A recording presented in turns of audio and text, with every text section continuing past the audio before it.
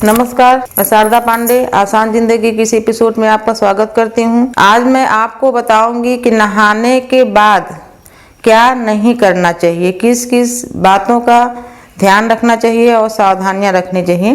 तो मैं आपको बता रही हूँ। सबसे पहले आप जब भी नहाने जाएं तो नहाने से पहले बाथरूम में बैठकर नाखून नहीं काटना चाहिए। नाखून आप और कहीं काट के फेंक दीजिए, उसके बाद बाथरूम में नहाने जाइए। बाथरूम में बैठ के नाखून नहीं काटना चाहिए, अशुभ माना जाता है।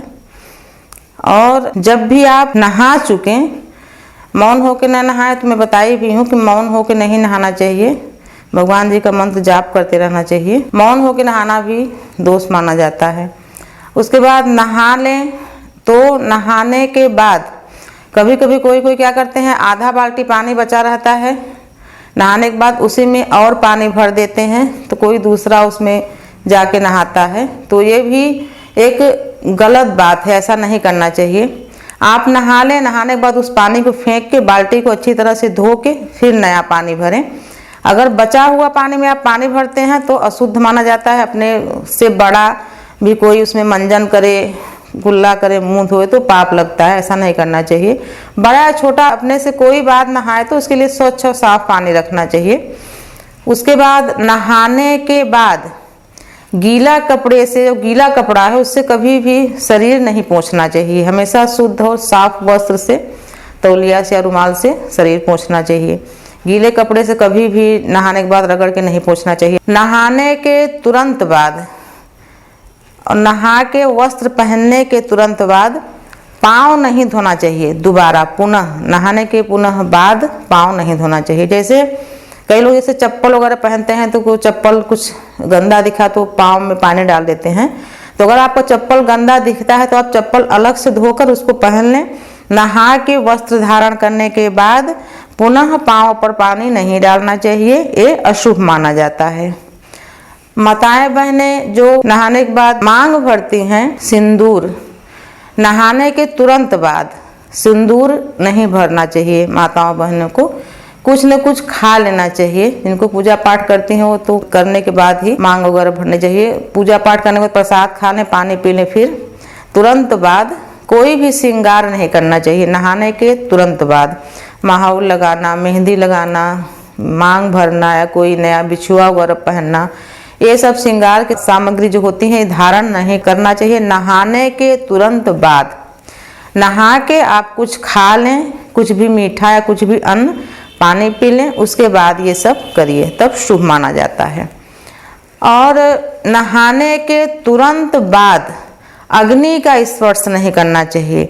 जैसे माताएं बहनें नहा के आई जल्दी जल्दी से, पहले तो चूल्हा में खाना बनता था, आज भी बहुत सारे घरों में चूल्हा में ही खाना बनता है। देहातों में भी और शहरों में भी तमाम घरों में चूल्हा में खाना बनता है। या तो हम गैस में बनाते हैं तो हम उसको भी चूल्हा, जब हम चूल्हा जलाते हैं तो अग्नि ही मानी जाती है। तो नहाने के तुरंत बाद अग्नि का स्पर्श नहीं करना चाहिए, गैस भी नहीं जलानी चाहिए। नहाने के बाद कुछ भी खा के, कुछ मीठा वगैरह या कुछ अन्न, पानी पी के उसके बाद ही गैस भी जलाएं। नहाने के तुरंत बाद गैस जलाना भी नहीं ठीक रहता है। ये आपको मैं बता रही हूँ किस प्रकार से नहाने के बाद आगे करना चाहिए।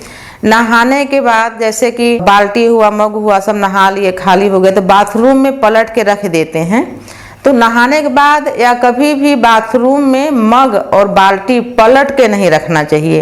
या तो उसको भर के रखें या तो वहाँ से हटा के कहीं और आंगन वगैरह में, हाथे वगैरह में रख दें, या उसको सीधा ही रहने दें और कुछ उसमें पानी डाल दें, पलट के ना रखें। नहाने के बाद दिन में ठीक है, रात्रि में बाथरूम में गीला वस्त्र नहीं छोड़ना चाहिए। इससे राहु खराब होता है, जिनका राहु खराब है और खराब होता है, और मनोमस्तिष्क पर काफ़ी दबाव पड़ता है, घर में अशांति होती है। गीला वस्त्र बाथरूम में रात्रि के समय नहीं छोड़ना चाहिए। अगर आपको किसी कारण बस रात्रि में स्नान करना पड़ा तो वस्त्र सूखा रहे, कितना भी गंदा रहे, आप रख लो, गीला करके आप बाथरूम में नहीं रखना चाहिए, ऐसी मान्यता है।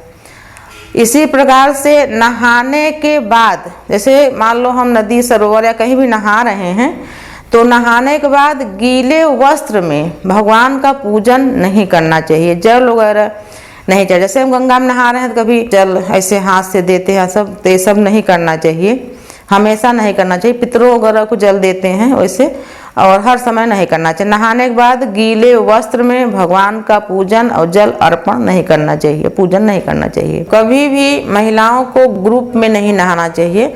नदी, सरोवर, तालाब में ठीक है, घर में कभी भी एक साथ कई महिलाओं को नहीं नहाना चाहिए। दक्षिण तरफ मुंह करके मंजन जो भी करते हैं, दातुन वगैरह और नहाना, ये सब नहीं चाहिए। दक्षिण तरफ मुंह करके इसका ध्यान रखना चाहिए। संध्या के समय, जैसे कि गर्मियों में नहाते हैं कई लोग घरों में, तो सूर्य ढलते समय स्नान नहीं करना चाहिए। वैसे तो रात्रि को भी स्नान नहीं करना चाहिए, इसका विशेष वर्जित है, लेकिन लोग नहाते हैं। तो सूर्य ढलते समय स्नान न करें, नदी, सरोवर या घर में भी नहीं करना चाहिए।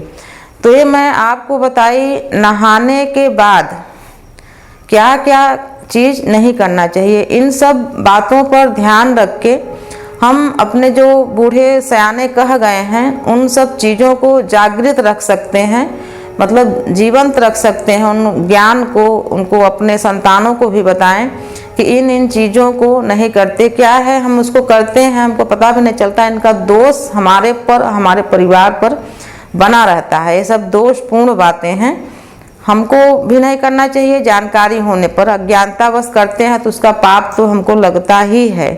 चाहे जानबूझ के हम आग छुएं या अनजाने में छुएं, हाथ तो जलता ही है। तो अगर हम जान जाएं कि हाँ ये दोषपूर्ण बातें हैं तो उसको नहीं करना चाहिए। और जितना हो सके, अगर आपके सामने अगर कोई ये सब बातें करता है तो आप उसको भी बताएं कि देखो ऐसा नहीं करना चाहिए, पर उन्हीं को बताएं जो आपकी बात समझे। ऐसा ना लगे दूसरे को कि हमको बहुत ज्ञान बांट रहे हैं, जो आपको समझे और आपकी बात उसको अच्छी लगे कि हाँ आप हमको अच्छी बात बताएं, उसी को आप बताएं। विशेषकर अपने संतानों को जरूर बताएं। तो ऐसे ही जो भी जानकारी हमारे पास है मैं आपको आगे भी देती रहूँगी। आप देखते रहिए आसान जिंदगी। तब तक के लिए नमस्कार।